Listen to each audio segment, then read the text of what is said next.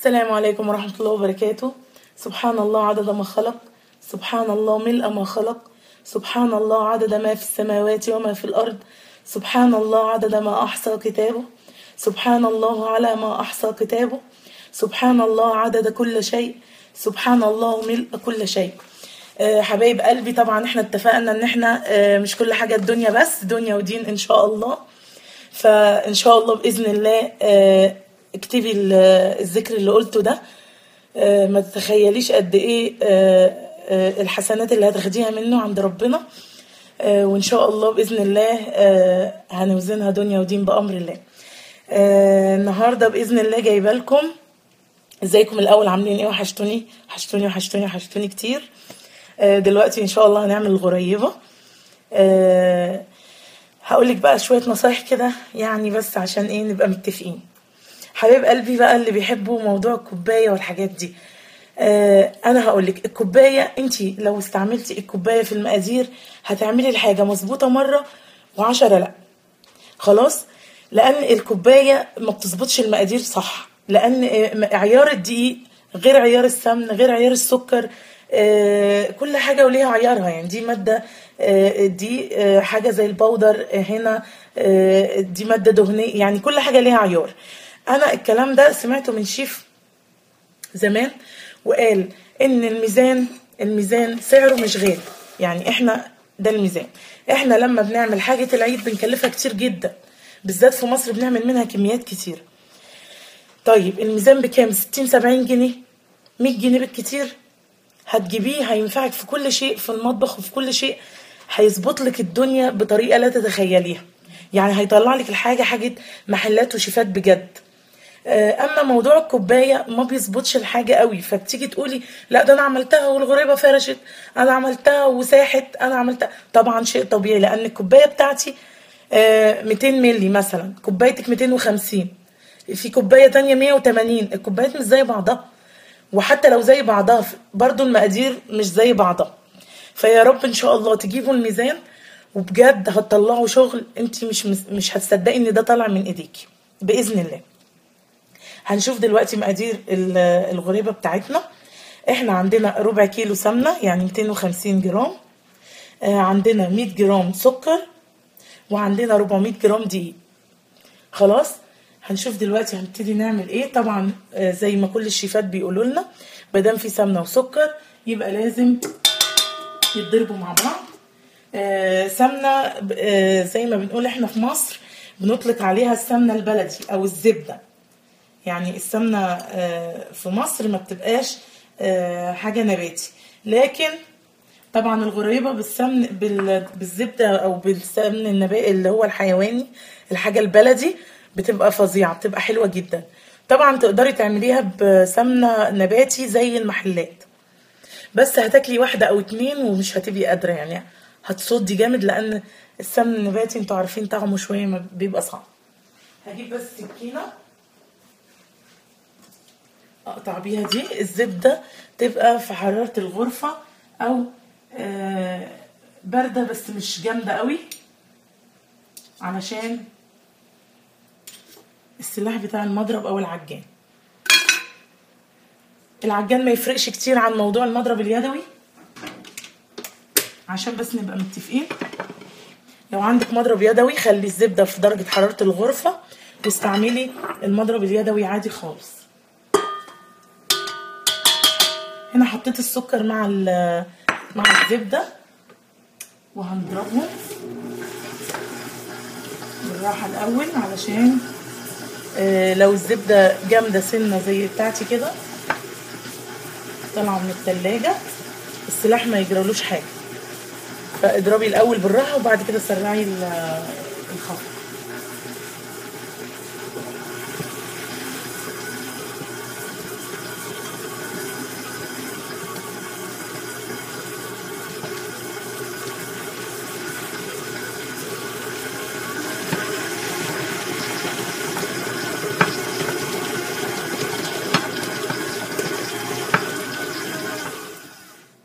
خدي بالك تبقى في درجة حرارة الغرفة، لأن شفتي صعبة ازاي في ضربها، لأنها شوية ما سبتهاش تسيح.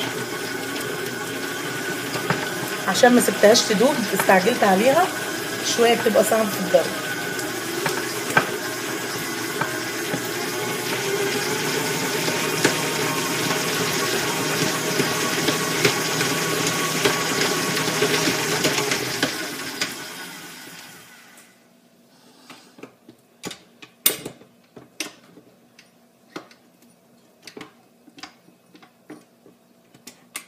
ننزل بس دي منها، بسم الله.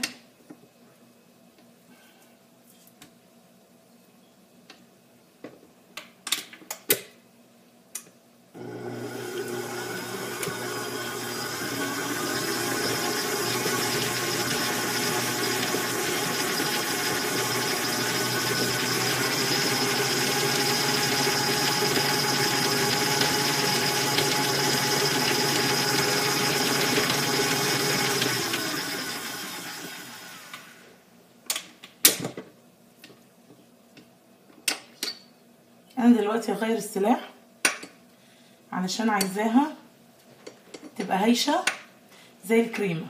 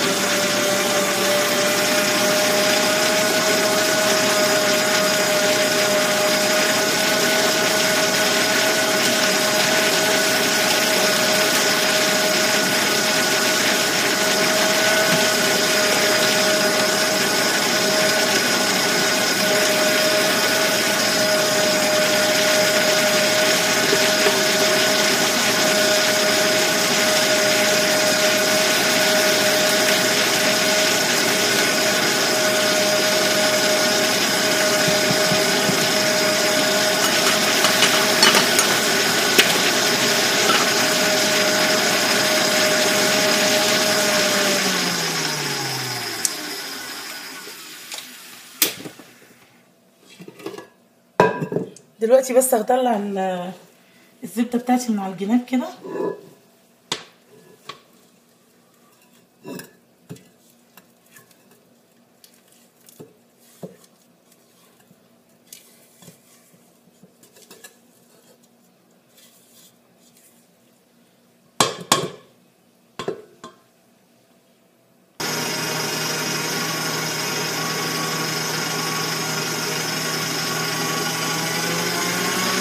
خلاص الزبده بتاعتنا قربت تبقى زي الكريمه ان شاء الله. هنضيف الدقيق عليها دلوقتي.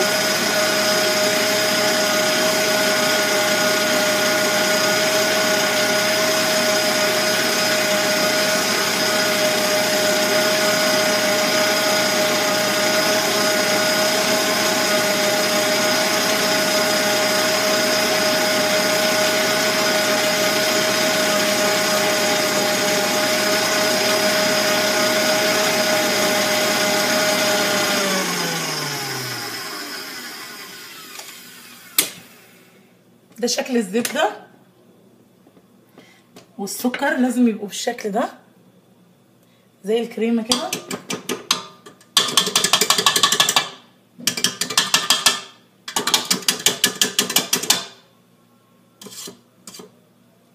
لازم تغيري السلاح بتاع العجان علشان ده ما يتكسرش منك، عشان الدقيق بيبقى تقيل.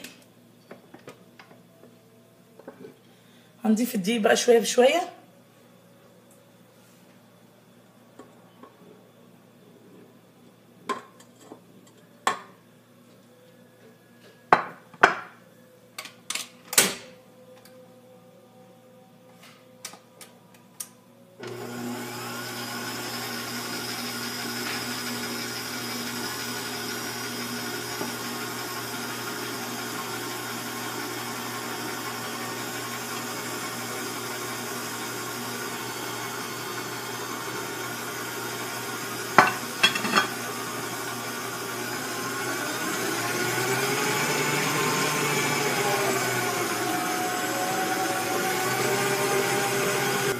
هنفضل نلم في العجينه لغايه ما نحس ان هي لمت من العجان ومبقتش مفروله ومسكت نفسها كده.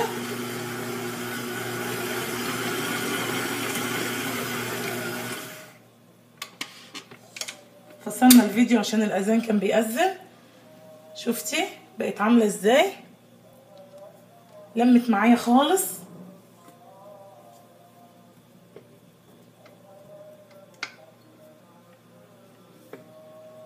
ايديكي تبقى مغسوله كويس طبعا، وتشكليها بقى على طول.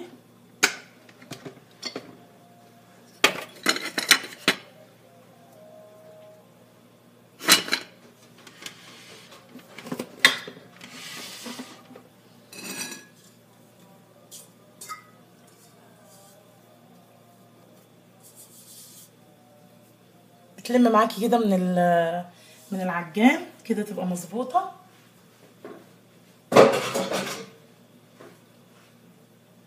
دلوقتي هنعملها على الصاج بتاعنا. اول حاجه عشان بس نبقى متفقين مع بعض، اللي شاف فيديو البسبوسه انا قلت ان ولادي ما بيحبوش المكسرات. يعني لما كنت بعمل غريبه بالمكسرات كانوا بيشيلوا المكسرات يرموها وياكلوا الغريبه، وانا عامله دايت وزوجي ما بياكلش حاجه فيها دسم زياده، علشان بس ما حدش يجي لي في التعليقات يقول لي ازاي الغريبه ساده، انت ما حطيتيش مكسرات، مش معقول يعني. بس عشان خاطر حرام بعد كده الحاجه دي تترمي. والله المكسرات موجوده عندي، فستق بقاله سنه في الفريزر مش لاقي اللي ياكله يعني، لان انا كمان ما بحبش الفستق سبحان الله، وارسين بقى. ف طبعا انت هتحطي اللي انت عايزاه كله. لما بنبقى في مصر ممكن نجيب لها الخرز بتاع الغريبه لما بتكون كميه وكده، ده حلو قوي وبيعجب الاولاد وشكله جميل. هعملها بالشكل ده. كوريها بس بسيط كده، ما تبالغيش في عجنها. لما تكوني بتعجنيها ما تبالغيش في عجن الغريبه، بس يا دوبك تلم معاكي. يعني لو في مضرب عادي طبعا بتعمليها الاول لغايه ما تبقى السمنه هايشه زي الكريمه، وبعد كده بالسلك بتاع العجن في المضرب هتغيريه، ولما تلم معاكي خلاص كده شغاله تبقى زي الفل. لو هتعمليها بالمضرب وبعدين تعجنيها بايدك، مجرد ما تحسي ان هي ما بقتش تلزق والعجينه لمت معاكي كده خلاص وقفي العجن علشان ما تنشفش.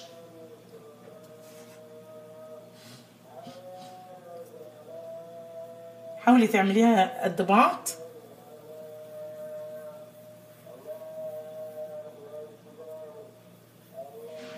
الله اكبر.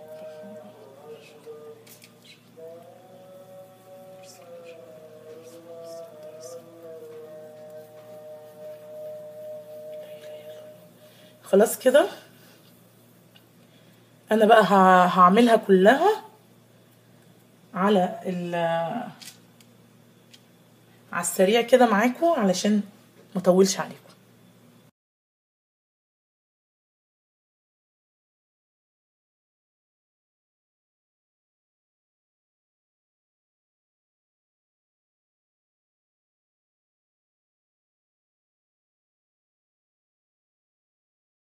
هنا الغريبه بعد ما خلصتها الربع كيلو عمل الصاج ده ولسه فاضل هنا.